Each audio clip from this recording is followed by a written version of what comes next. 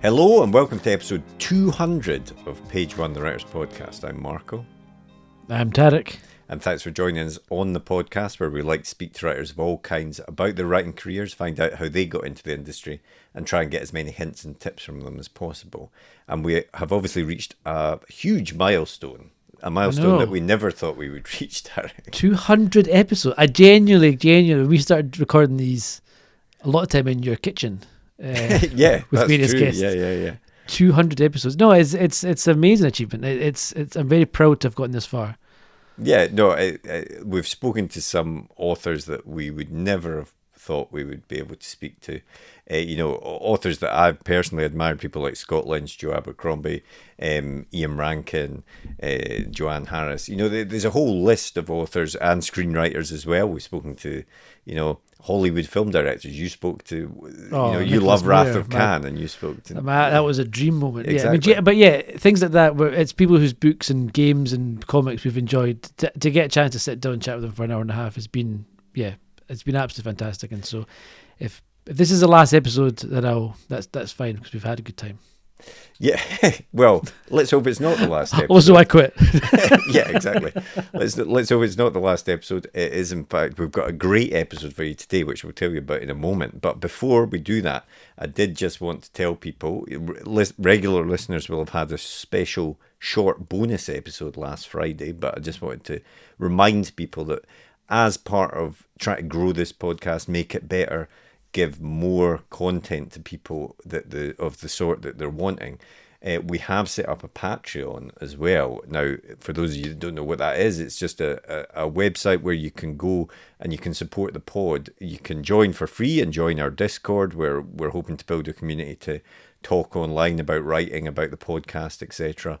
But also there are different sort of paid tiers where you get different benefits if you join, including things like early access to podcast episodes, access to the video of audio-only episodes, free books, free notebooks, things like that. So we'll put a link in the podcast description. We'll talk a bit more about the Patreon at the end of the podcast, but please do check that out. But episode 200, we needed a massive guest. And we not only got one massive guest, we got two. We are chatting with the fantastic Lee and Andrew Child, the Child brothers. Probably not how they are ever referred to, but the Lee Child, of course, is the superstar creator of Jack Reacher, which is just an absolute juggernaut of a franchise. Yeah, 20 odd books. Two films, TV show. It's a huge phenomenon. So we chat to him. He, as many will know, has stepped back recently from writing the Jack Reacher books, and his brother Andrew Child, who's a writer himself, he had 8 or 9 books out before he came onto the Reacher train. He's now taken over, and so in the last 4 or 5 have been written with the two of them, and now Andrew Child's solo writing the Reacher series. So it's a really fascinating chat. I mean, Lee Child's an absolute legend, and the interplay between him and his brother and this kind of handover of a character between siblings is a really unusual setup, but it's really interesting. Definitely. And really interesting about hearing about how he came up with the character of Reacher. And as we'll hear, it was more, he had a list of things he didn't want Reacher to be like. Very clinical decisions. Absolutely. And we talk about that side. We talk about, he's not afraid to talk about the commercial side of writing and, writing to try and sell books, which, sometimes authors don't like to talk about that side of things, but Lee and Andrew were both very happy to do that. So it's a great episode. So we will get straight into it after a quick advert for our writer's notebook, of course, and then we'll be back at the end of the podcast with a bit more chat and to let you know about next week's guest. But for now, on with the podcast.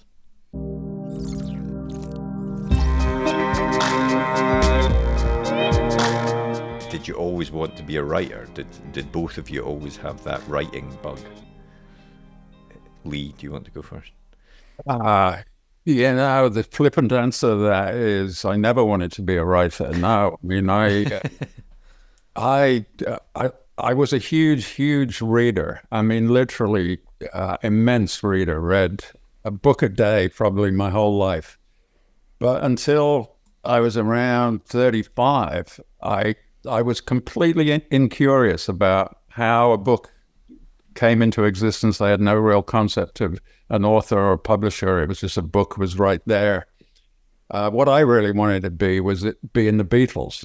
I was just intoxicated by that proposition that you could do something that gave people such intense joy, and they gave you back such intense love and approval. I loved that entertainment transaction, and I wanted to be part of that. But writing was not necessarily the way in that I foresaw, and it was not the way in that I took. Like Andrew, we came to it from different routes, but started out with the theater. Then I went into television. It was always about entertaining an audience. I lost the job in television, so it was a very late epiphany for me. I thought, what next? What can I do now? Mm-hmm. And it just fell into place. I've been reading all my life. I knew books. I loved books. I thrilled to books. I loved getting them. I loved starting them. They just were a huge thing in my life. So I thought, well, try writing one. And so I did. And then what happened. Yeah, which is, some career. What about you, Andrew? You went into theatre first, is that right? I did. And, I think I love that you asked this question, because writers seem to fall into two camps, don't they? You've got the ones who never really expected it and kind of fell into it by accident. And you've got the ones who always from being a little kid knew they wanted to do it, and I love hearing about people who have the little novels that they wrote and they made covers out of cereal packets and all of that. I love that. Unfortunately, that just wasn't me, Looking back, what I realized is that the thing I was always obsessed with was telling stories. As a little kid, I always used to have to tell a story. I realized I was looking around, everything that was happening around me, I was just mining it for little nuggets that could be used in stories. And, I went through school, went to university to do English literature. And, one of my, Lee will confirm, one of my things is that it doesn't matter what good advice people give me. If I've made up my mind to do something, I do it regardless. So everybody at the school was telling me, don't do English literature. You're not very good at it. You won't like it. But I didn't listen. So I did English literature, and it was awful. I absolutely because at school, it was brilliant because the teachers were fabulous. They would introduce you to these amazing books and poems and plays. You could read them. You would come to class, and then you would argue about what you thought the play was about or the book was about. And they encouraged you that you could have it doesn't matter how outlandish and bizarre your theory was, as long as you could justify it. And I thought university would be the same, only bigger and better.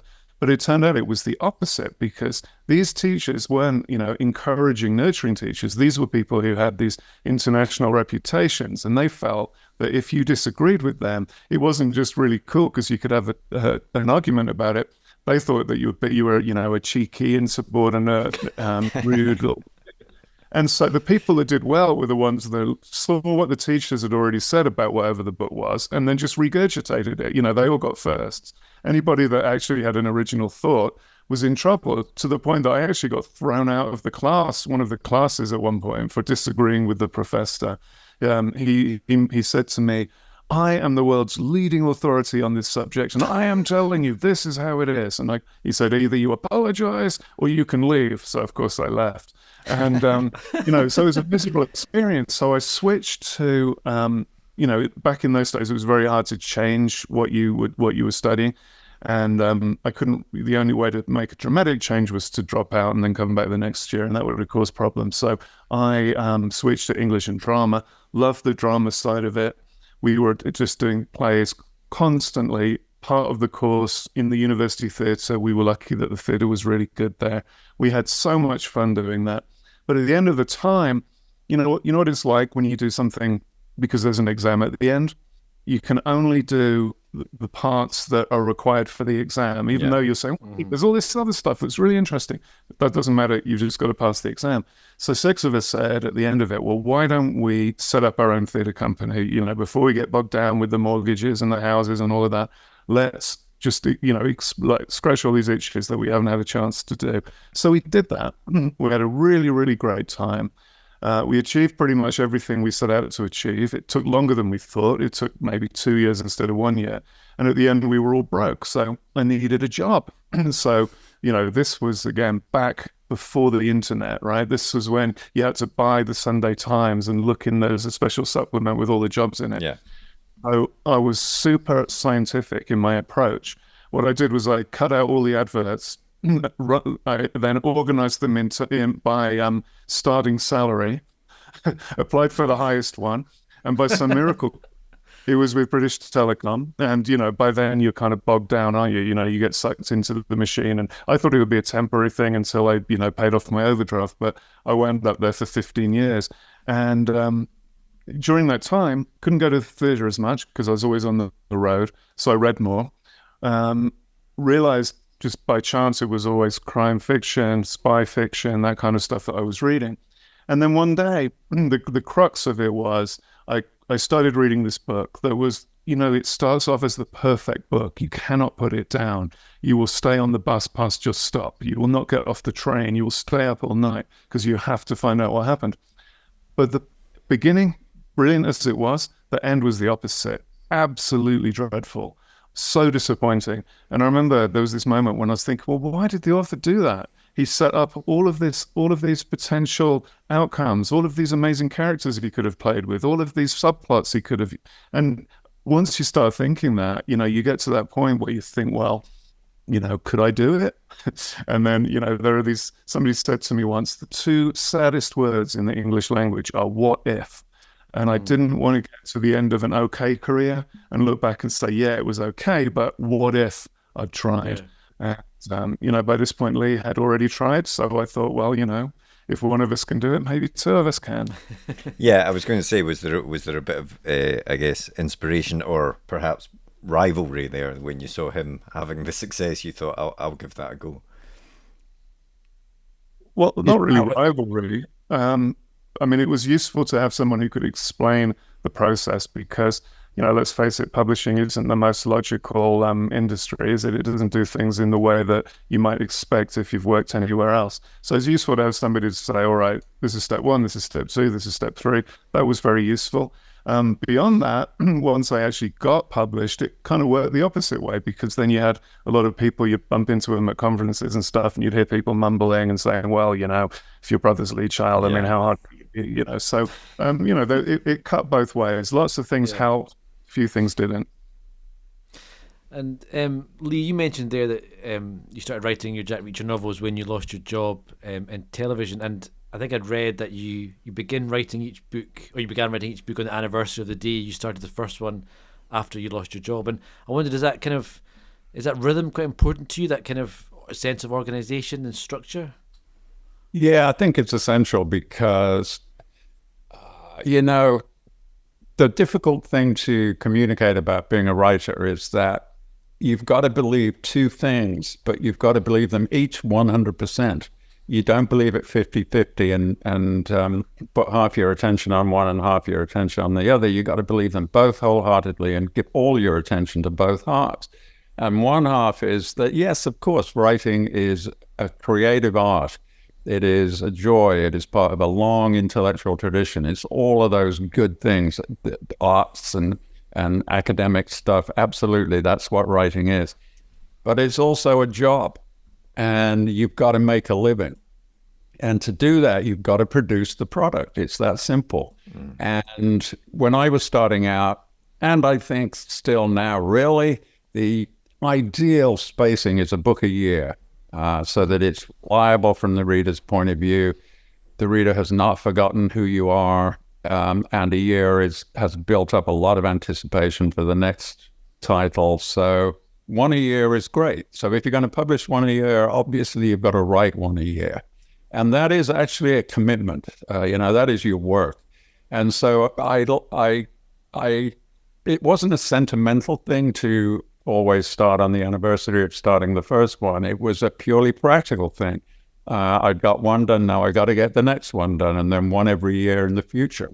So starting on the same date made perfect organizational sense. Not that I'm an organized person at all, but I do have this clear notion that if you're going to publish once a year, you got to write once a year. So you do need some shape to the year. And when you're setting out to write a story, are you know, has your process changed, and are you someone that will plan it out before you then start getting the words on the page? No, I mean, I went into writing with no knowledge or experience of actually writing, but a lot of what you could call entertainment business experience. I'd worked for commercial television for 18 years, and you very quickly learn that it's not possible to plan a success. You cannot have some high-level meeting where you sit around and say, okay, we need this monster drama hit, so we're going to do this, and we're going to do this, and we're going to do this other thing, and it will be a success. You cannot do that. All success is fundamentally accidental, unanticipated. And that's the glory of it. That's what's so wonderful about show business in general, that you don't know anything. Everything is a happy accident or a tragic accident. If you've got something you really believe in, maybe it doesn't work. Yeah. It dies a death. You've got something that is you regard as not much of anything, and it becomes a monster hit. You just do not know. So I was faced with a situation that for me was really important. I was out of work. I was broke. I had a limited number of months living money. I was 7 months into the future, I was going to default on my mortgage, stuff like that. So it had to be done. And so I was urgent about it, but I was also very aware, don't plan, don't outline, don't preconceive anything. It has to be organic. It has to be just spontaneous.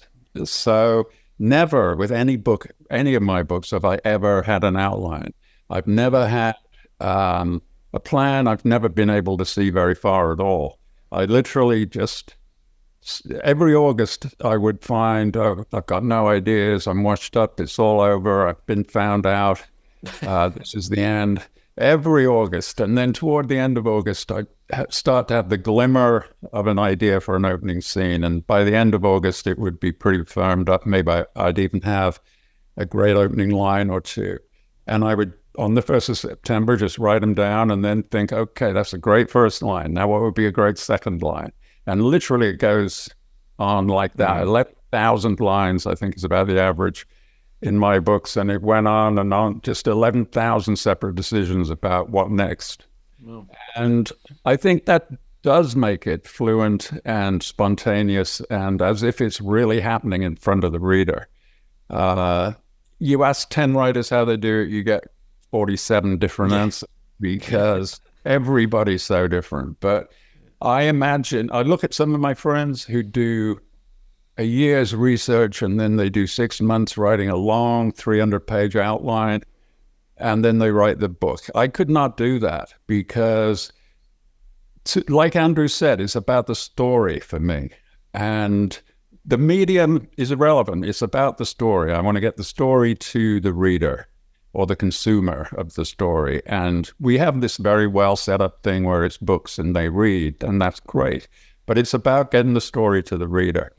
And so I'm perfectly happy just to see what comes out. I wanted to feel as if I was reading it rather than writing it.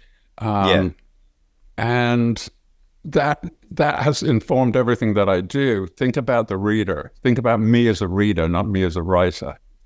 And the very early indication that this could work for me was very early in the process of the first book. I mean, literally, I'd done 2 or 3 scenes and I was ready to do the 4th scene. And then my wife reminded me that, no, tomorrow we got to go and do this other thing.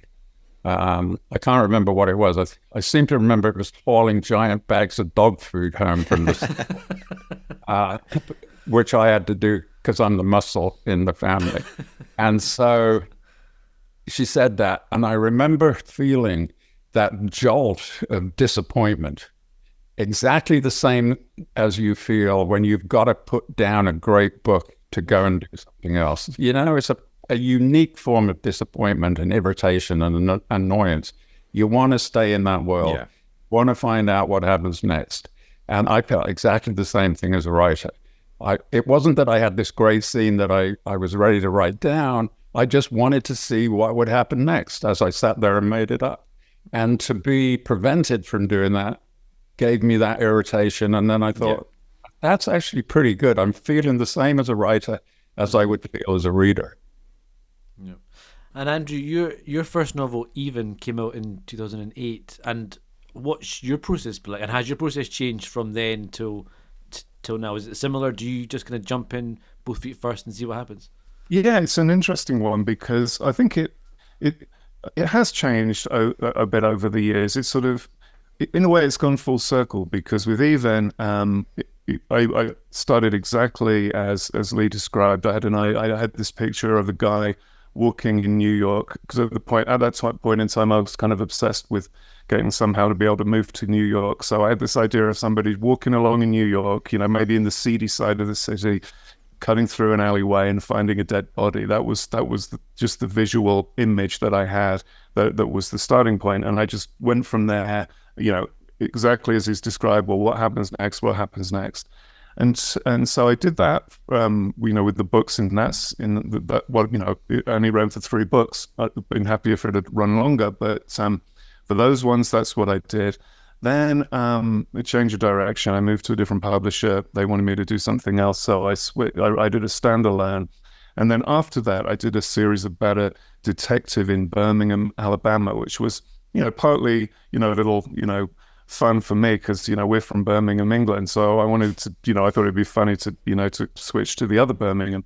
And so with those books, what I wanted to do, the structure of them to work in a very specific way. In each one of them, I wanted there to be 3 storylines, which intertwined and then came to a conclusion at the end. And I wanted it to be that you never had consecutive chapters that dealt with the same storyline. Yeah. So I found myself working a lot more ahead of time because I'm thinking, rather than just saying, well, what happens next? Well, what if it had been the wrong storyline where I thought of what happened next? I wanted to make sure that the way that they intertwined was working the way that I needed it to. So that series, I did plan a bit more. And I carried some of that over into the books that I wrote after that. But what I discovered with Reacher, it was, quite a daunting prospect to take over this mantle. And I wanted to make sure that I did a good job with it. And so I thought, normally in life, what they say to you is that the more you prepare, the better the outcome is going to be. So I had a sense, well, maybe I should prepare. Maybe I should really try to think ahead.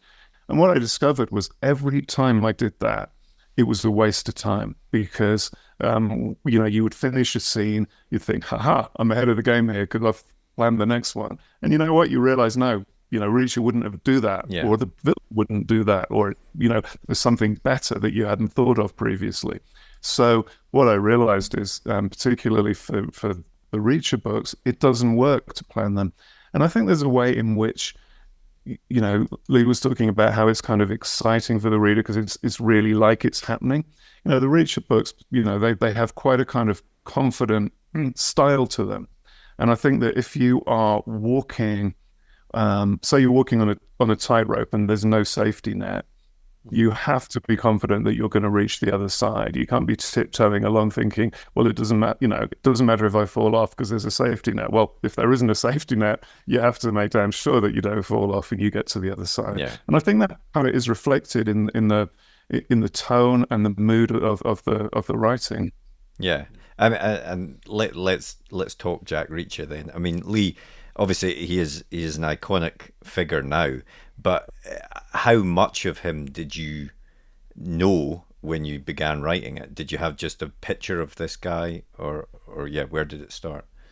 Well, I had, as I said, I wasn't going to take any prior decisions and map out a laundry list of what I needed to do. I did sort of map out a slight anti-laundry list in as much as, again, being it was necessary that this worked. This was not like something I vaguely wanted to do. This had to work. And so when you're going into a competitive marketplace, it seemed to me, don't go head to head with people that are already doing something really well. Why do that?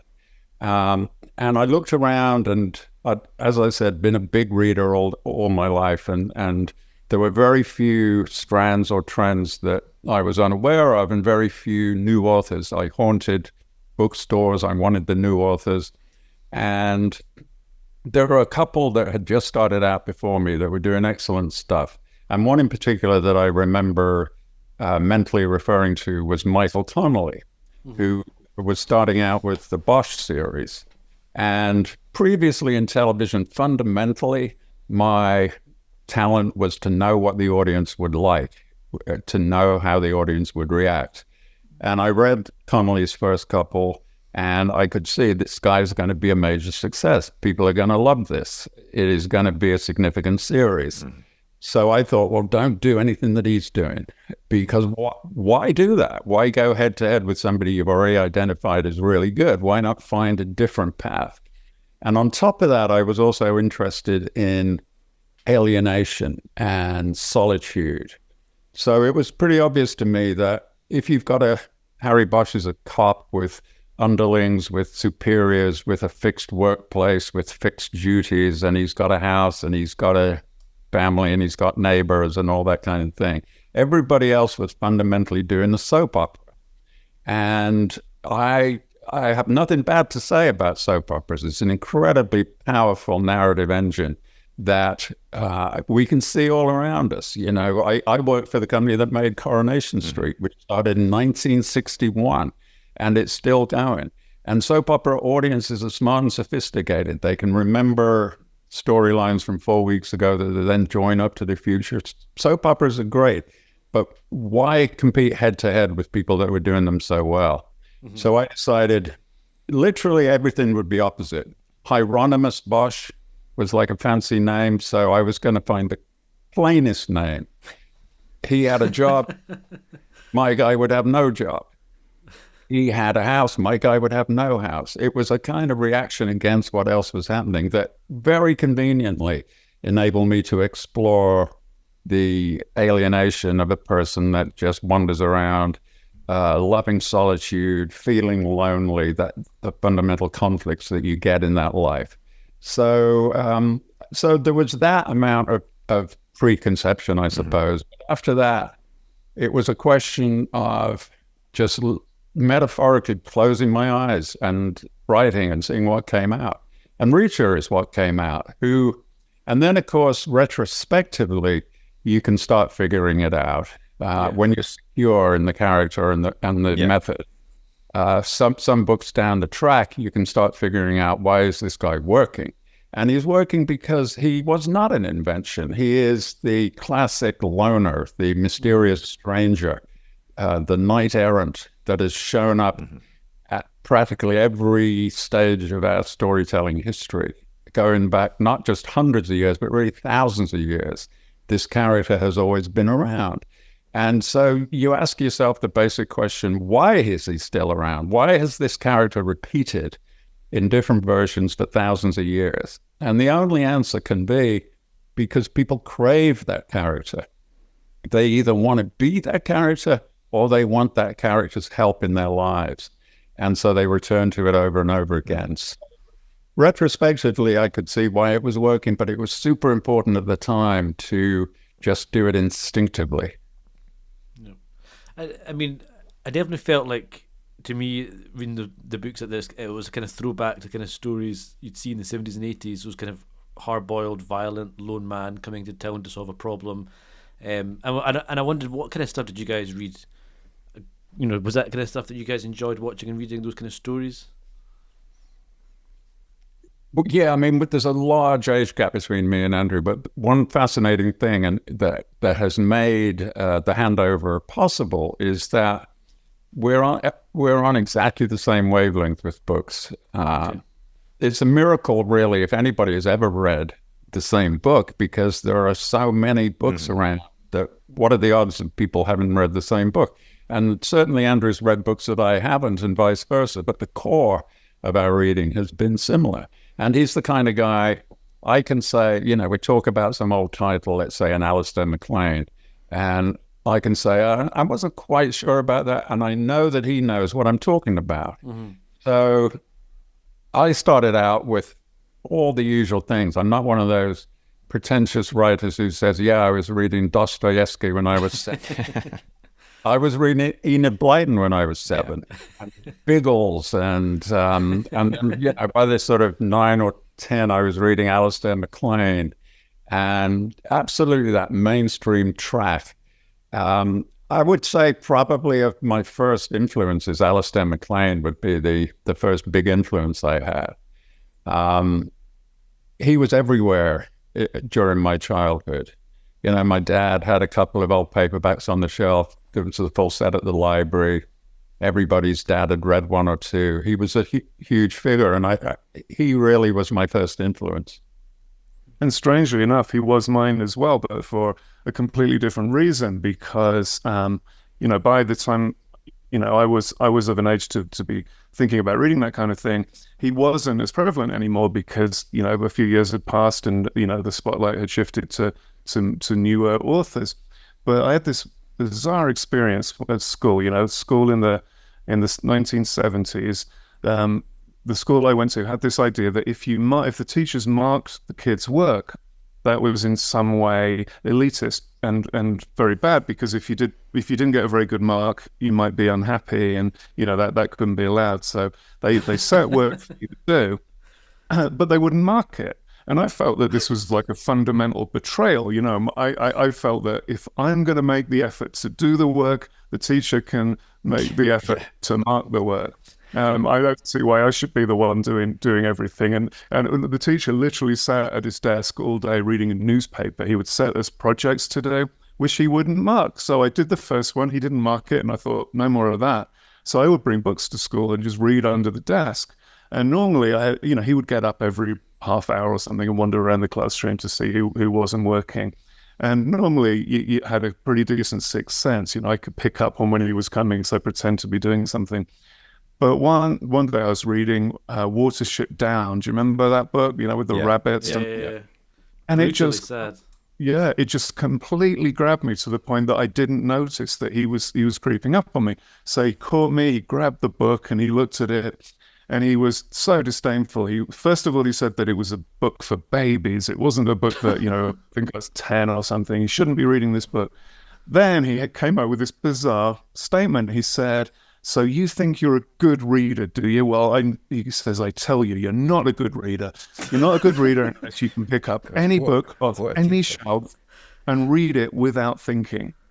So first of all, I'm thinking, well, read without thinking, isn't that kind of but then, of course, it sounded like a challenge, and nothing has got me into more trouble over the years than challenges. I just simply cannot walk away from them.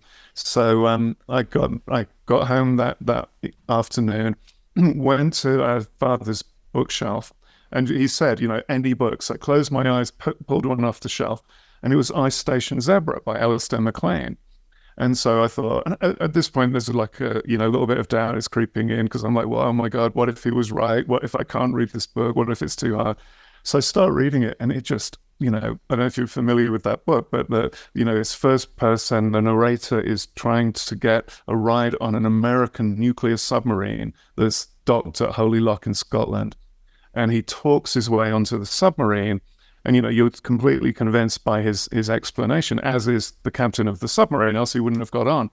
But at the end of the chapter, he reveals that he's completely lying. He made the whole thing up. And I'm 10 years old. I had no idea that, because you're taught that you mustn't lie, and that, books are a reliable source of information. So, when you got to this point where you thought, wait a minute, the guy's lying and he's doing it in a book, it just blew my mind. So, that was, looking back, this teacher, who was, evidently just, didn't want to be involved in any teaching.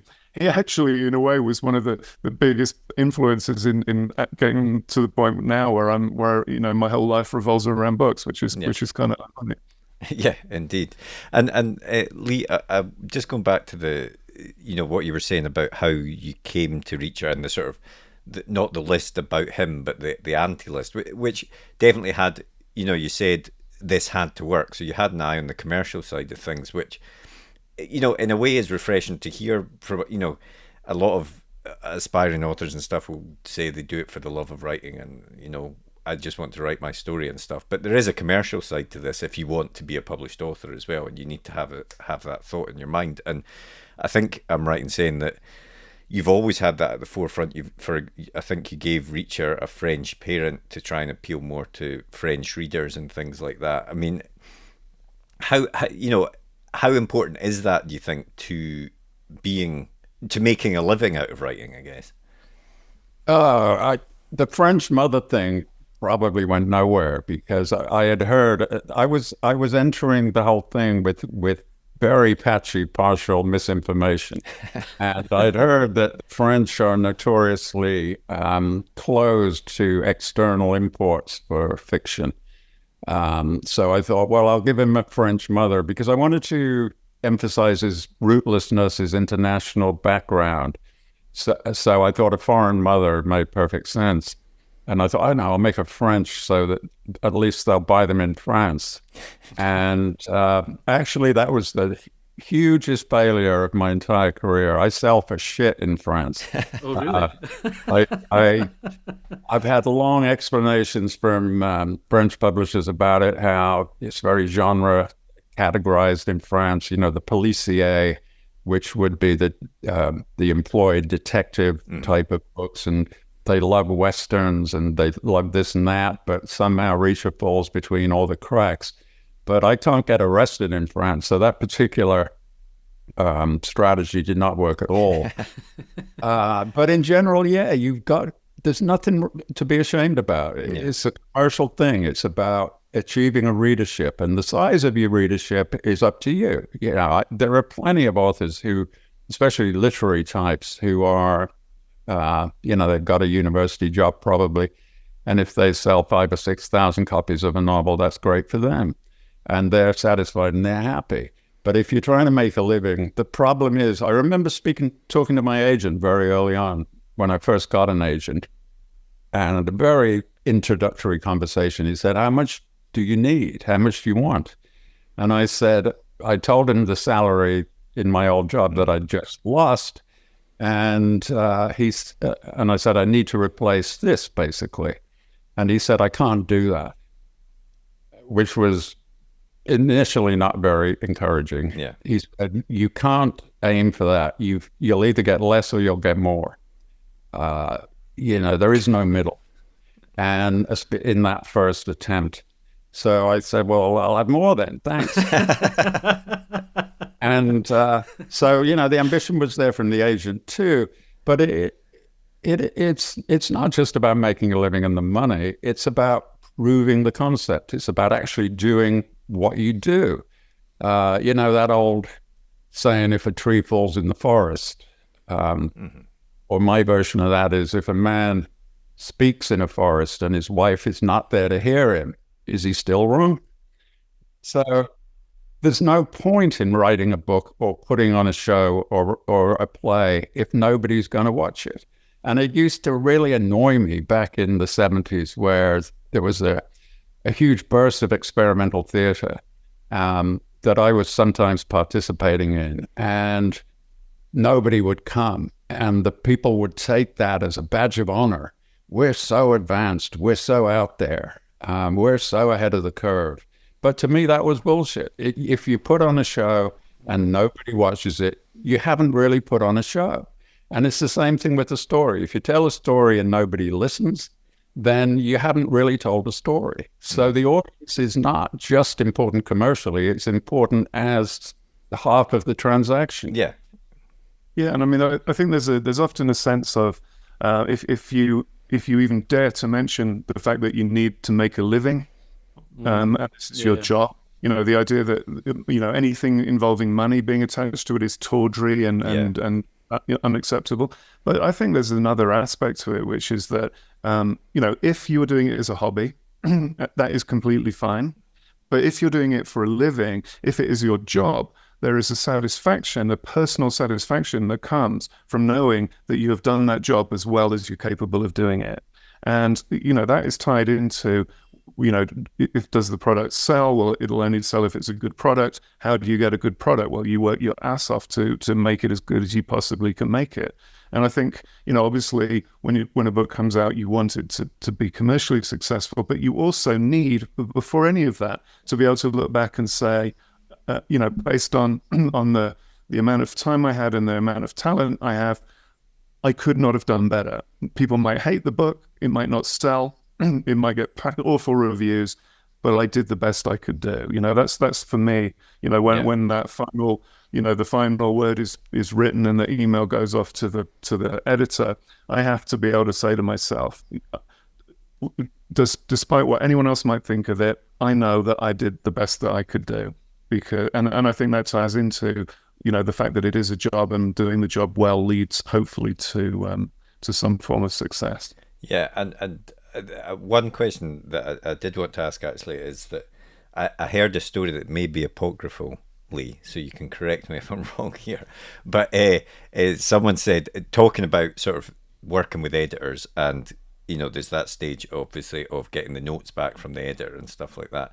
And someone said that it told a story about you, which was that when you first get that list of notes, your immediate reaction as not you, but just generally your immediate reaction as an author is to go, nah, it's all wrong, it was right. And then a day later you sort of go, well, maybe that first one's right. And then a few days later, well, maybe this one. And eventually you start to accept them. I mean, was that a true story? Or Yeah, it was absolutely. I remember, you would get those notes, and in the early days, they would come in by fax or something like that. So it was a literal letter, and I would read it, and I would be incandescent with rage for a good 24 hours. And then, as you say, then I think, well, maybe that point, but the rest of it's rubbish. Yeah. And then the next day, well, that point. But it is editing for me in the early days was like that, and I would make those. I would adjust things based on what I thought was a good point, and I always would do that. But you then fall into a pattern where, when you're doing a book year after year, and you get to know your editor, you get to know their habits and their process, and one of them, the UK editor, was a little more squeamish than she really should have been for a Reacher book. And so she would panic about some of the really bad violence. So I went through a 2 or 3 book phase where I would put in a completely superfluous scene for her to object to so I could take it out. So that would keep it, she felt she'd done her work. And then later on, sort of after the middle period, later in the series, I would say to the editors, because one thing really annoyed me, because, Reacher by this point was a big bestseller, and therefore they're very reverential about that book. And so I would send in the new manuscript to the American editor, who would read it instantly, and I would get something back within probably 4 hours saying, this is fantastic, love it. And I would reply and say, yeah, okay, what changes do you want? And she would say, oh, it's fantastic. I don't want it. It's fantastic. Just leave it. It's brilliant. And that would go on for like 3 weeks. And then eventually she would say, well, there is this thing.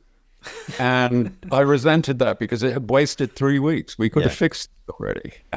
So that was a bump in the road. So then I sort of tried to focus their minds a little bit. I definitely never was or never wanted to be a big bossy author where the publishers are scared of you. I absolutely hated that concept because I'd seen it happen with other authors, and it's just not a good way to behave.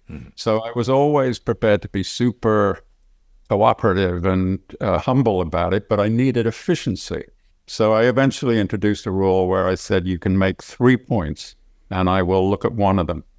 And that kind of focused the editor's attention down to what was essential. Right. Okay. What about you, Andrew? How do you deal with notes as well?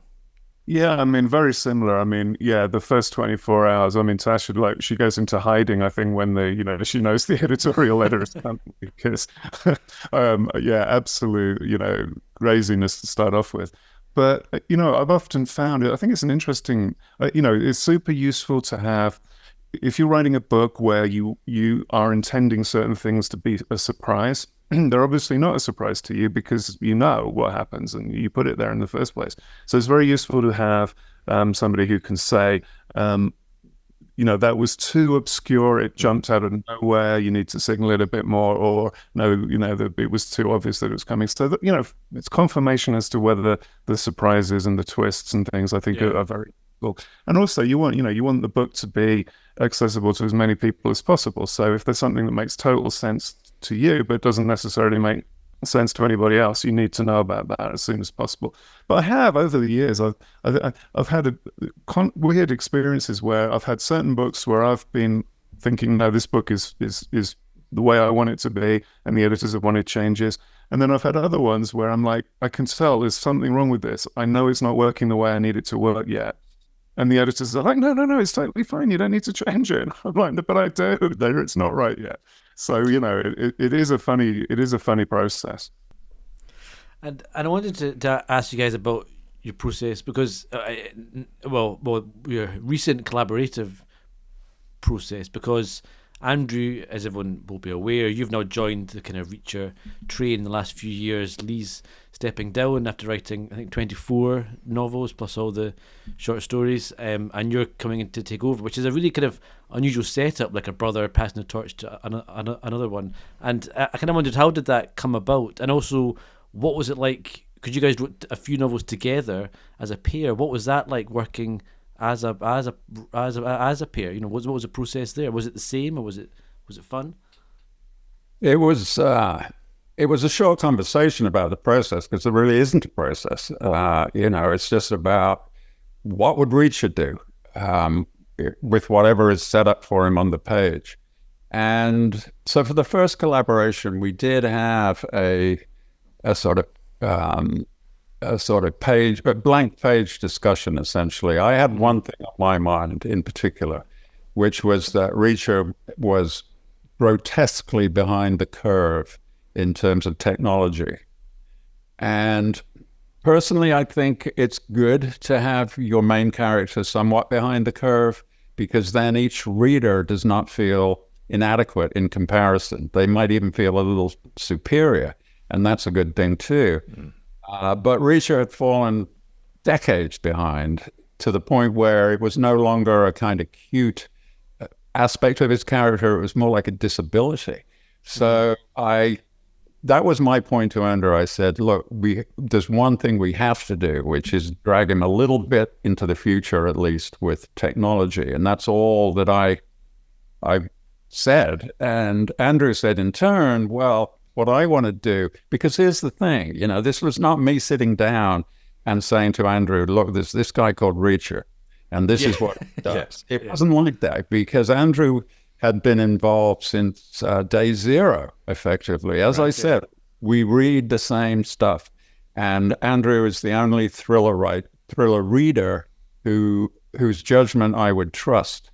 And so when I wrote that first book, when it was still in manuscript, in pencil, basically, I wanted Andrew to read it so that he could tell me, he could say, yeah, this is okay. Or he could say, you know what? You better get that warehouse job that you were talking about last week. So I needed that. So Andrew's been on board since before the beginning. So his point when we had this discussion was, I want to go back to those earlier books where Reacher actually talks more, where he is capable of sustaining an entire paragraph and being funny and sarcastic. And using words as weapons just as much as his body. And I had not really realized, but I had, over the span of 24 books, I had somehow reduced Reacher's dialogue to the point where it was super pithy. If I could do 3 words instead of 4, I would do that. Anything that ran onto a second line was practically like a filibuster for Reacher. And so Andrew's point was, no, it was fun. When Reacher made fun of people where he talked, where he did this and that, let's go back to that too. So so we did. That was the fundamental setup, but then it was the usual chaos. Just, no idea what the story was going to be about, and no idea how we were going to do it. But how did you guys actually do the process in terms of writing it? Did you both sit in the same room together? Did you write chapters and swap them, pass them back and forth? What was the setup? Well, that was I sort of both of the above because of the timing. Because when we started writing, the first one we did together was the Sentinel, leading on from that conversation that Lee described. And so we start that on 1st of September 2019, because, that's the right day. And we work up until Christmas. And in Wyoming, we have houses 3 miles apart. So we would come over to my house, and my office was like a walkout basement, so you could just come straight in. And then really it felt like a very natural thing, because for 25 years we had sat around messing about, saying, what would Reacher do about this? What would Reacher think about that? Just for fun. We were always glad there were no psychiatrists in the area, because we were talking about him like an invisible extra brother or something. And so we'd done this all for a quarter of a century. And the difference was now I just had to write it down as opposed to just do it for fun. So we were able to do it in person in the same room. But then Christmas came along, we went off and did different things. And by the time we were ready to get back together and continue, finish, push through to the end of the book, of course, the pandemic had struck, and we'd both been traveling, we'd been in different places, and we were trying to be conscientious about it. So we had to start working remotely. And what we found, certainly my perspective on it was much less fun, because, doing a job that's really fun with your brother, you can't argue with that. So not being together in the same room was not as enjoyable.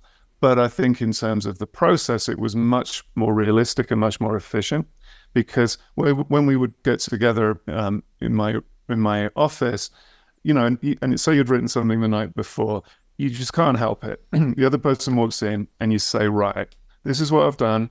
This is how it leads on from the previous bit. This is why I think it's important. This is what it sets us up for the next scene.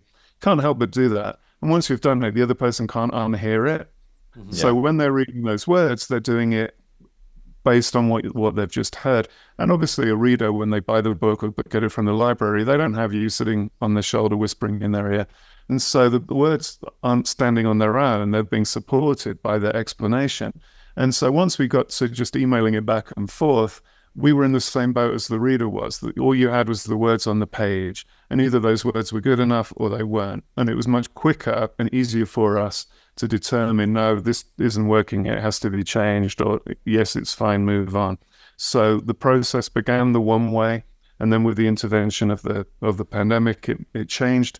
And then, towards certainly maybe the second one, certainly the third one, we could have gone back to doing it in person, but we just figured, well, we've hit on or been forced into really a process that is actually effective and efficient. So it makes much more sense to stick with it rather than be self-indulgent and do something just because it's more enjoyable. So we stuck with that same process, and that's what we did for the ones where we were cooperating. And the latest book is In Too Deep, which I think I'm right in saying is this the first one that you're completely on your own, Andrew, or did Lee have input into this one as well? Well, we had input in terms of the fun parts. They're saying what's he doing, but in terms of producing the manuscript, that was me. And do you want to tell us a little bit about that one? Well, what happens in this one, there are many different, Reacher's the same every time, but he's seen in different settings and in different environments. And in fact, the previous one, The Secret, that was a prequel. We'd gone back in time to when he was still in the army. And there has been some books where he's in cities, some books where he's, in smaller places. And, we like Lee said, to start off with, it's really very much just a sense of what is the feeling like? What do you want this book to feel like? And I wanted it to feel like one of those kind of isolated, almost claustrophobic ones where he's stuck in the middle of nowhere without, a huge amount of people around him.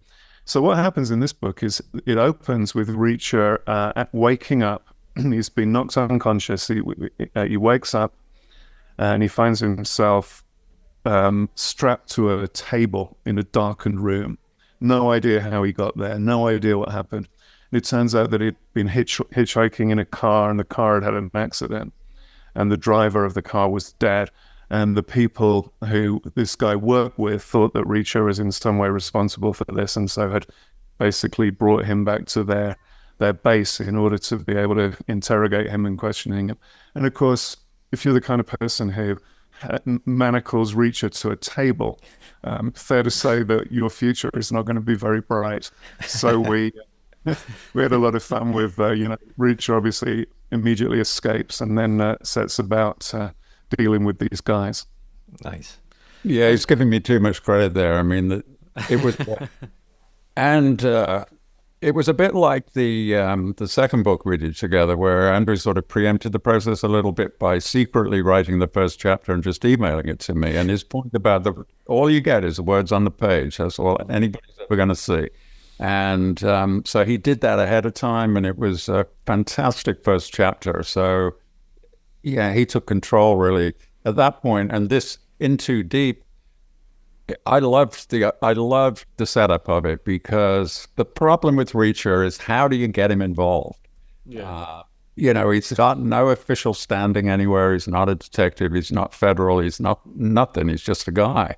And so everything you do has to be a coincidence.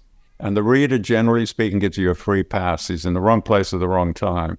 But you've got to keep it subtle. And the idea that he hitches a ride, which he does, 300 days a year, he hitches a ride. And that is totally normal. It's just the Reacher universe. But there was a car wreck. The driver screwed up and went off the road. Now, that is brilliant. That is a glancing approach. It is not like some big ponderous setup. That is exactly right for her. And then it unspools from there. And so, yeah, we perfected it over 3.5 books, really. We perfected the idea. All it's about is words on the page. And I was always very reluctant to inflate the stakes all the time. That's something that happens with writers. You diffuse a nuclear bomb in the center of Manhattan. Yeah. So what are you going to do in the next book? 2 nuclear bombs in the center of Chicago. Yeah, Whatever. Becomes crazy stupid at the end. Yeah, it gets stupid. And I always try to restrain that. Just make the villains sometimes banal, sometimes small time, sometimes incredibly local, in order to just have a meaty adventure in which Reacher could save the day. And again, Andrew's instinct is dead on for that. We're not going to see Reacher defusing 3 nuclear bombs in Los Angeles. Yeah. Okay. And Lee, are you sad to leave him behind? What's your thoughts on stepping away? Are you quite glad? You excited for the future? I find that a sort of odd question, because to me, the whole point of writing a character is to give it away. Your number one goal is to give it away to the reader, so that the reader owns that character. And that's a serious intellectual point. My first book is, how old now? 27 years old. And yet somebody will pick it up today, hopefully, and read it for the very first time. So that story was in my head 27 years ago. Now it is in the reader's head all this time later. And it's the reader's energy that's being consumed. The reader's calories are being burned. It's happening in the reader's brain. And so the reader does own the character. And you really want to get to that threshold where Reacher becomes public property. And within, 6 or 10 books, I got there. Reacher belonged to everybody. People initially would talk to me knowing full well I'm the author of the books, and so they're a little bit respectful or whatever. Later on, it was as if Reacher had just materialized out of thin air and belongs to nothing to do with me whatsoever. I was on vacation once and a woman was reading the book and she recognized me from the author photograph and got into a conversation about it. And she said, "Oh, I'm loving this one. So much better than the last one. That was awful." And she's, talking to me as if I'm just another bystander or reader, fan. And that is what you want. So giving it away first to the movies, then the TV, now to Andrew, is consonant with all of that. It's what I wanted to happen. I wanted the character to stand alone and stand strong. And it's about the character. In fact, that was always my belief. It's about the character. That's all there is. And we toyed with the idea of not having an author name on the books at all. Just a Jack Reacher story, as if it had materialized from thin air. Publishers wouldn't go for that. It was too weird for them, and also too hard about alphabetizing the author and all of this, what do you put in that column and so on. So we didn't do it, but that was the fundamental aim, I think. And we got proof of it once. The guy that is the bookkeeper at my agent's place was in an airport queuing up to buy a book. And there was an old lady in front of him with the new Reacher book. And he couldn't resist. He sort of nudged her and say, "I work for the agent that represents that author." And she said, "What do you mean?" And he said, "Well, Lee Child has an agent and I work for that business." And she said, "No, this is a Jack Reacher book." He said, "No, but Lee Child writes them." And she said, "What? You mean Jack tells him the story and he writes it down?" Now, that is an extreme example, and I don't mean to be patronizing about it at all, but that is exactly what I wanted. The character is the thing. The character exists and everything else is an illusion. Yeah, absolutely. And you mentioned the movie adaptations there. I mean, obviously there was the Tom Cruise adaptation, and then more recently the Amazon version with Alan Richardson. Do you go into these, I suppose, following on from what you were just saying there, do you go into these enjoying it as a viewer almost, rather than being worried about how it will turn out and stuff like that? Yeah, very much. I mean, I'm always cautious about who I sell it to. That's my one rule. You got to like the people, you got to trust the people, and you got to admire the previous work that they've done. And if they pass those tests, then sure, just give it to them 100%, and then it is their project. Because nothing works if you are peering over their shoulder all the time, fussing and fetching about what are they doing with my book. Yeah. That never, ever works. So all you got to do is pick your people, make sure they're fans, make sure they love it, and then let them get on with it. And so I had no problem with that either. I mean, I knew that the Tom Cruise thing was going to be controversial. But again, looking at it from an author's point of view, it was 2005 that we did that deal that eventually resulted in the Tom Cruise movies. And 2005, I was only like 8 years into it. Yeah. And here was the world's biggest film star offering to spend $150 million promoting my brand around the world. Obviously I was going to say yes to that.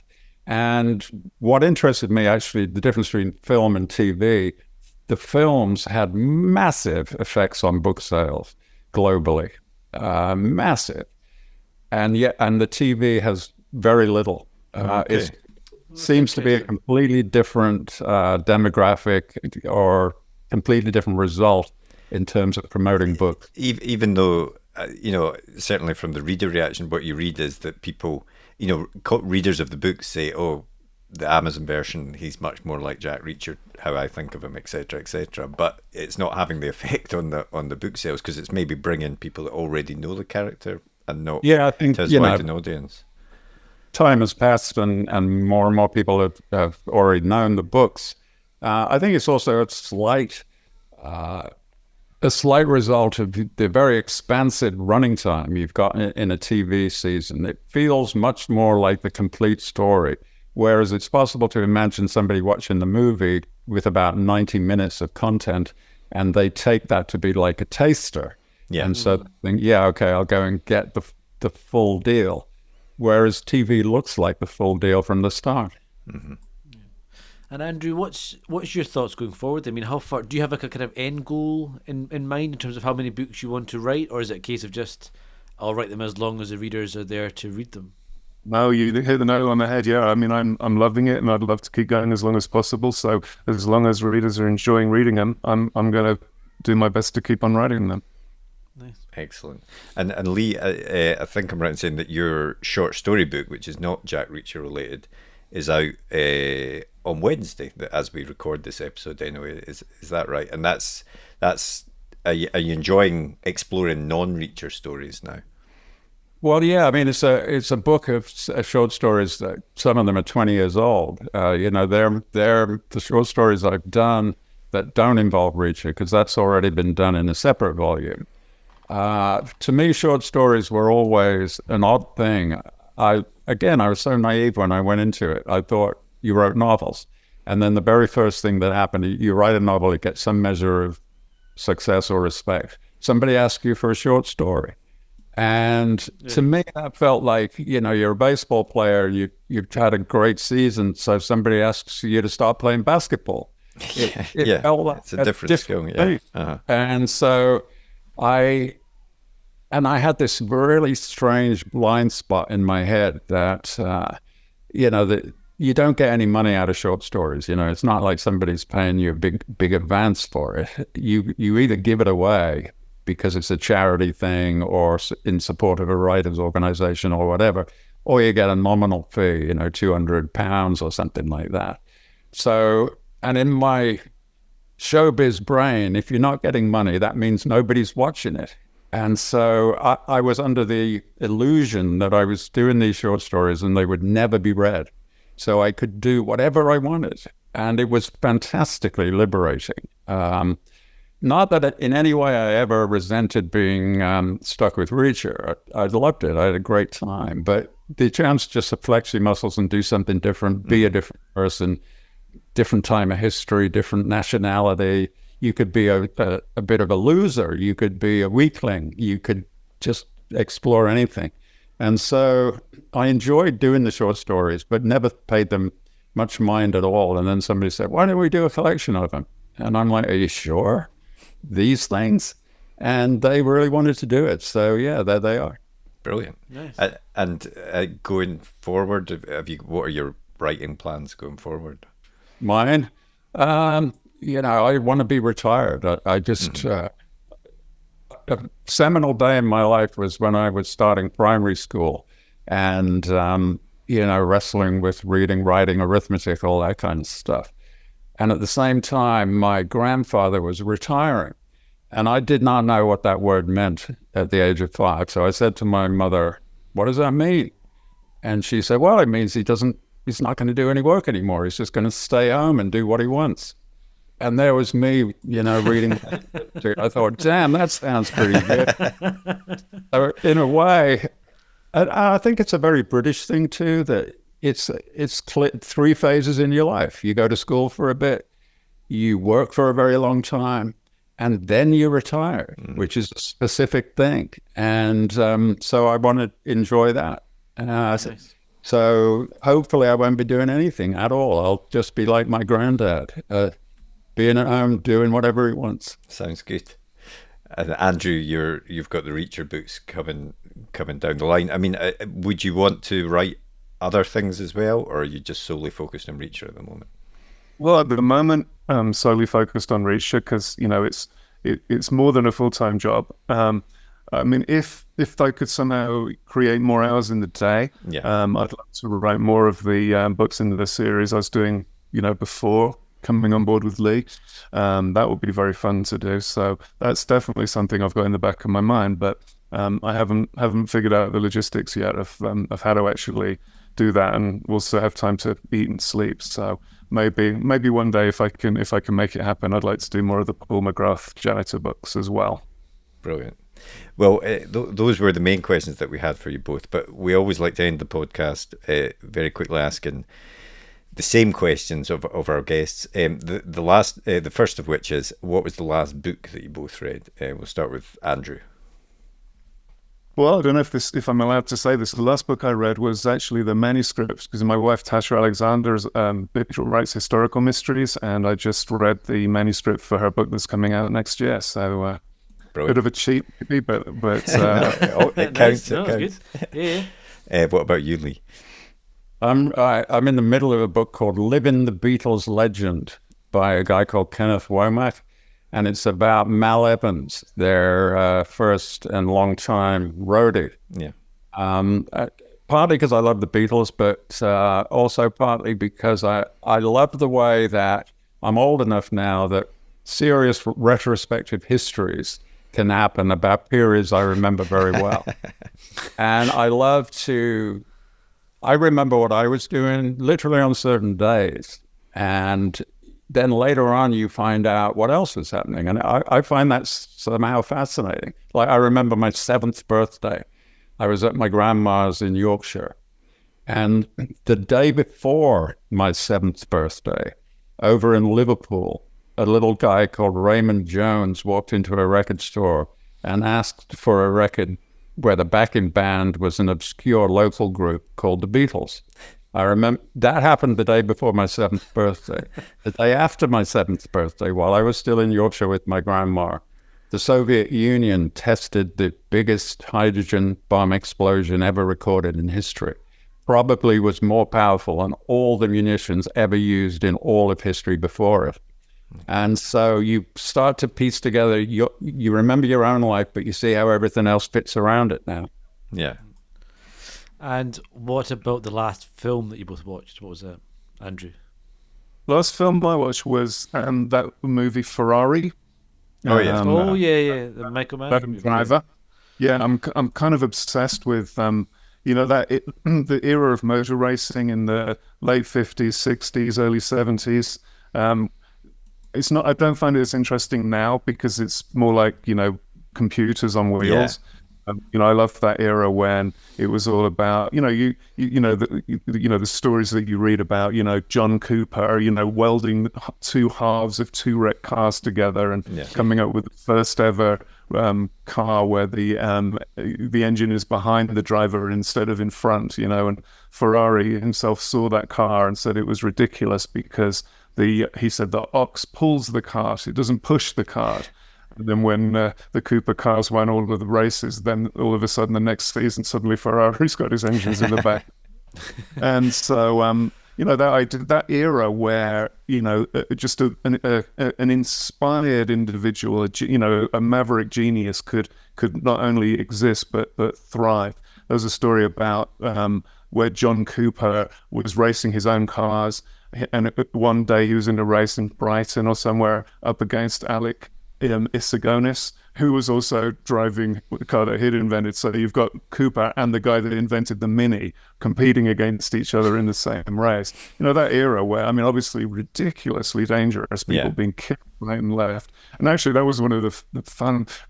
Maybe I've got a bad sense of humor or something, but that movie Ferrari, every now and again the car crashes and of course it goes flying off the racetrack and you actually see the little figure of the driver flying along waving his arms and legs before smashing into the ground and being horribly killed. But no, I thought I was hesitant about the movie because there's been 2 or 3 really good motor racing movies in the last years, and I was kind of worried that maybe that seam had been tapped out and that there wouldn't be enough left. But actually, I really enjoyed it. I thought it was a really good movie. Great. Ford v Ferrari, I remember watching fairly recently for the first time, thinking that was incredible. As someone who's not a massive racing fan, that totally sucks me in. Yeah, well, the guy who the English driver who was central, the character Christian Bale played in real life. That guy was in the same unit in the army as our father was in the Second World War. No way! Right. Wow, that's nuts. Oh, very cool. Lee, what was the last film you watched? It's embarrassing because I can't remember the title, but it was the movie that Julia Roberts made for Netflix about the sort of apocalyptic meltdown that was happening. She and her family went to an Airbnb on Long Island and were settling in for a nice little week's vacation. And then everything starts going wrong electronically with the... I know the one you mean. Teslas were suddenly commanded to drive out of the dealerships and crash on a road. we went through a phase of watching a lot of Julia Roberts. The previous one I can remember with the title was Notting Hill. We watched it. Yeah. Old school, yeah. Is it Leave the World Behind? Is that what it was called? The Netflix? Yeah, Leave the World Behind. Yeah. Someone. So yeah, I enjoyed that. That was a pretty good movie because I just moved house and I'm in this house that it's called a smart house. It has passive house insulation as LEED certification, and it's a smart house. It all runs from a computer in the basement.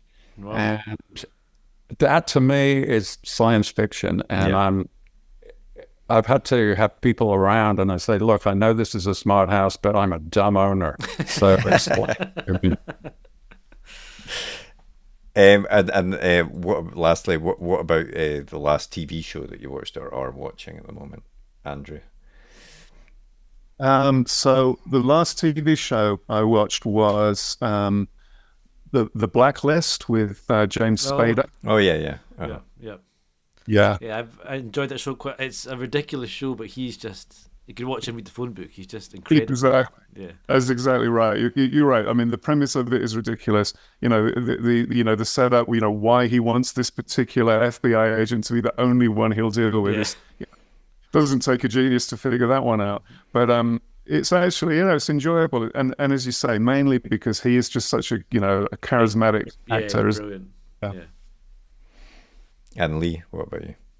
Well, I watch a lot of ongoing stuff. I watch The Rookie and 911, a lot of network shows. The last standalone thing I watched was again on Netflix, the Beckham. Which I know is relatively old now, but I loved that. I thought, what a naked, vulnerable personality he is. And my story about David Beckham is that he once washed my car. Was this before he was famous? Or? It was when my daughter went to secondary school. We moved quite a long distance out of Manchester, up into almost the Lake District.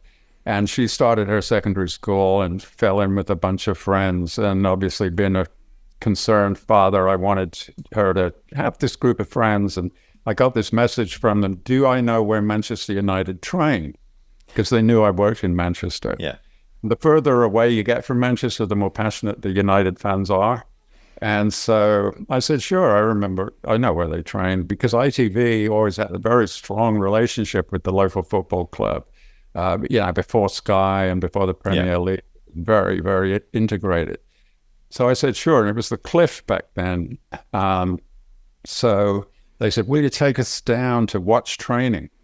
So I thought, well, yeah, so we drove down to Manchester and pulled up at the gate of the Cliff, and I was expecting to let him out there, but the gate man saw that I had the Granada sticker in my windshield and assumed I was there on business, or else he was just doing it as a favor. He waved me right into the parking lot. And so I pulled up and I parked on the end of a line of cars. Next to me was a Mercedes, then a Range Rover, and so on. And I put my Vauxhall Astra at the end of the line. And the girls got out and ran off to watch the training, and I hung out in the car park with these two old geezers, because there's always two old geezers. A football club. And after about 10 minutes, this gaggle of apprentices, youth players, came running out with buckets and sponges, and they washed the first team cars, because that's how it was still back then. You did not get these academy products that are making a fortune already. Yeah. These were apprentices. They cleaned the boots. They did all that stuff. And so these kids were scrubbing this line of cars, and I saw them get to my Vauxhall Astra, and it was like, really? But out of an excessive caution, I guess, they washed it. They thought it better. And so there was this skinny kid scrubbing one of the wheels, and one of these old geezers said to the other, which one's that? And he said, I think he's called David Beckham. He's from London. He's going to be quite good. Brilliant. That's great. Very good. Well, the very final thing we always do is a super quick fire either or, and there's no right answer really here. apart from perhaps one of them. But we'll start off with UK or US crime, Andrew. Well, as in crime fiction. Yes, sorry, Yeah. as opposed to actual murders, crime or figures. robberies. Oh, I mean, they're both brilliant. I'm going to go with US. Okay, Lee. Instinctively, I'd want to go with the US, but I'd say the perfect thing would be a blend. Okay. The geography, the expanse, the horizons of the US with the technical, psychological aspects that you get from the UK. Okay. TV or cinema, Lee? TV. It's you don't have to sit next to smelly people texting on their phone. Well, it depends on your family, I guess, but in theory, it's a lot better. Yeah. I'm going to go with cinema because there's a sense of occasion. I haven't been to the cinema in so long, but when you do go, it's a big deal. You get to go, you get the lovely snacks, you get the spectacle of it, the huge screen, the incredible sound. So it's much more of a special occasion rather than TV can sometimes be more kind of background noise. Yeah. Nice. Okay. Night owl or early bird, Andrew? No question about that. Night owl, 100%. Yeah, I've never understood the early bird. What does that even mean? I can remember in TV when they were talking about breakfast TV, and I used to think, well, we've already got the 5 o'clock news in the afternoon. I remember, I forget which book it was. I wrote that, 'cause somebody had been criticizing me for not getting up early enough and, staying up too late. So I had a scene in the book where, one character says to the other, but the early bird gets the worm. And he's saying, yeah, but worms are gross. Why would you want a worm? Music or no music when you're writing, Lee? No music, because I think there's a lot of comparisons between writing and music. They start somewhere, they finish somewhere else. They proceed at a certain pace and rhythm. And I do not want that imposed on me by something else, certainly not with lyrics. So, yeah, I don't have any music playing when I'm writing. No, I'm the same. My problem is there's something weird about the wiring in my head. If I hear a word, I tend to then write that word down, and I don't know if you ever get that, like if you're signing a book for somebody and you're talking to them, I can't talk to, I always worry that I'm appearing rude because I cannot talk to them while signing because I will literally write whatever it is they just said to me. So I've got a good story. I've got a good story there that I'm going to quickly give you, which is about Bobby Robson, the ex-England manager.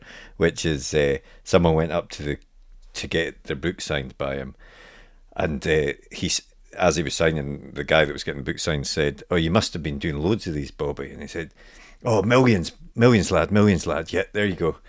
Gave him the book, and when he got home, it said "To Bobby Millions." So it was, yeah. And Tarek, the last one. Very, very last one. Paper book or ebook? Oh, paper book. Paper book. 100% of the time. I was open-minded about ebooks, and I tried them, but it just doesn't do it for me at all. Fair enough. Andrew, what's your thoughts? Absolutely the same. Even to the point, I don't know if you guys find this, but even if I'm trying to edit my own work, I'll read it on the screen and think, oh yeah, that's fine. And then I'll print it on paper. No, you spot the mistake, yeah. There's something about the experience of reading. You don't engage with the words the same way if they're on screen. So yeah, paper every time.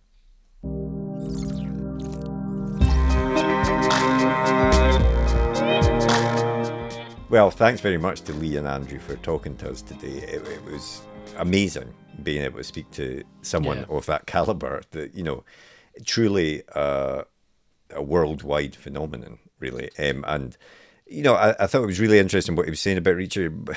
He doesn't seem too sad to leave him behind in a way. No.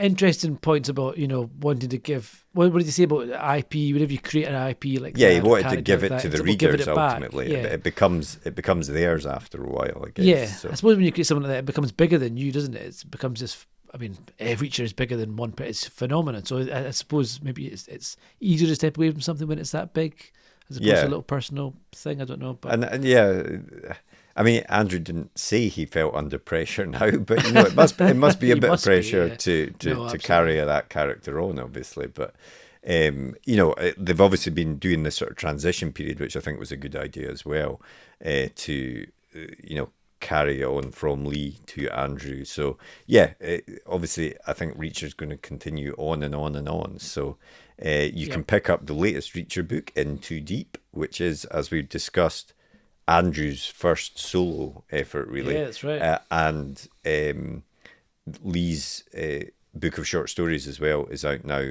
but it sounds like he's just looking forward to retirement. So that's fair enough. He's definitely earned it, to be fair. Yeah. 24 books. Create this massive universe. I think he's earned it. Absolutely, yeah. And I thought, just before we move on, that idea of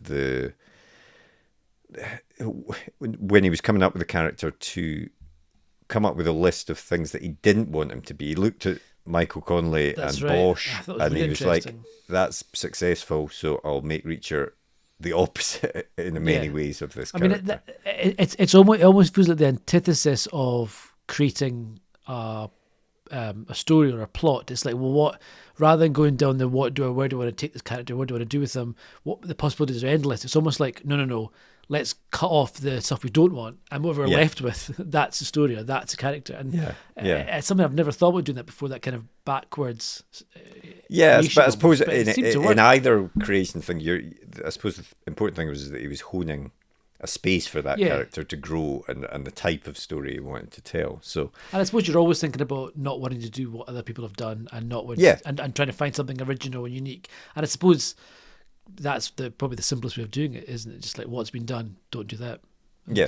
Absolutely. So thanks very much to both of them for coming on to the podcast for episode 200.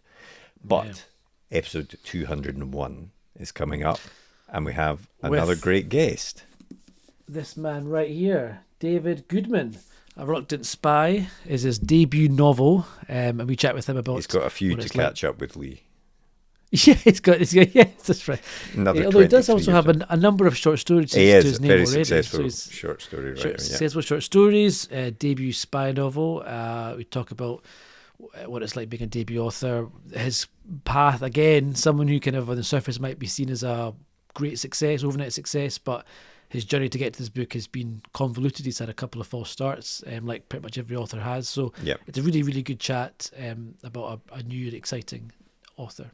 Yeah, no, it's really good. And, regular listeners will have seen Dave on our Christmas special, of course, when we were sort of doing a review of the year. So, this is a full focus on his writing journey, and it is a really interesting one.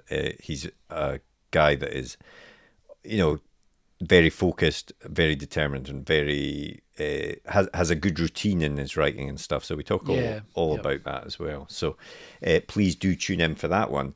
If you enjoyed today's episode, as ever, please do take the time to rate and review us on your favourite podcast app or on YouTube. Leave a comment down below if you're watching on YouTube. Tell us how much you enjoyed it. That's always great, and it helps us to continue to get great guests on the podcast. We also, I know I mentioned it at the start, but we're just going to mention it again because we have the new Patreon. The link is in the podcast description. Please do go and check that out, because there's a lot of different tiers and rewards that you can get if you want to support the pod. And the idea is that it'll allow us to continue to grow, maybe do more video episodes, do different types of episodes, really dive deep into chats with industry experts like agents and editors and things like that. So we've got a lot of great ideas that we want to do, and different types of episodes, different guests, and some of them require some cash. I mean, it's all going to get funneled back. We've done 200 episodes, and it has been absolutely a labour of love, and we still love doing it, and we don't want to change it. The regular podcast will always be available for free, but we want to try and expand our offering and make it better for everyone. So that's kind of the idea behind it. As part of one of the tiers, Tarek, you get a shout out if you sign up. Shout out! I mean, that's worth £10. We only launched it last week, but we have 2 people to shout out, except one of them, fantastic, who we know, said they don't want a shout out. But I'm going to say a shout out to Jay. That's not given the full name away. And also, I've got the name, the full list here of the membership. Hang on. Is Gordon McLachlan as well has signed up. So thank you very much, Gordon, for signing up. And you will be getting your first month benefits sent out to you very soon. Which are a lovely bookmark. A bookmark and a special page 1 pin. Nice. So on month 1. And then, of course, on month 4, he then gets a novel from one of our guests, our past guests. Indeed. So, yes, that's there's lots of benefits. So, as we said, please do take a look at the Patreon. But if people want to get in touch with us, Tarek? If they want to get in touch, they can do so a number of ways. They can go onto any social media platform of choice, and they can search for at UK Page 1, or they can drop us an email by writing to podcast@rightgear.co.uk. Yeah. And if you want, as well, as we said, as part of the launch of the Patreon, we've also launched a Discord as well. Now, it's quite a quiet Discord at the moment, but the idea is that we want to grow it into being a proper community where people can talk about writing, can talk about episodes, can give guest suggestions, guest questions. Questions for guests is quite exciting. People, anything there they can chuck in. Yeah, absolutely. And also just talk about, films you've seen, books you've read, all that sort of stuff. So we want to build that up. You can do that on the Patreon page. All you need to do is join for free. If you just want to be involved in the Discord, don't want any of the other benefits, you can just join for free. We'll send you a link so you can join up to that as well. So many ways to get in touch with us, so please do that. Yep. Thank you for joining us for this very special episode, and we hope to see you next episode. See you later. Well, I hope you enjoyed that episode. If you did, please leave a comment down below, hit that thumbs up button, and be sure to hit that subscribe button as well so you never miss an episode like these ones below. And if you want to get in touch, you can always drop us a tweet in the Twitter machine, which is at UK Page 1, as evidenced here, and our other social media channels are available. Otherwise, we hope to see you next episode. See you later.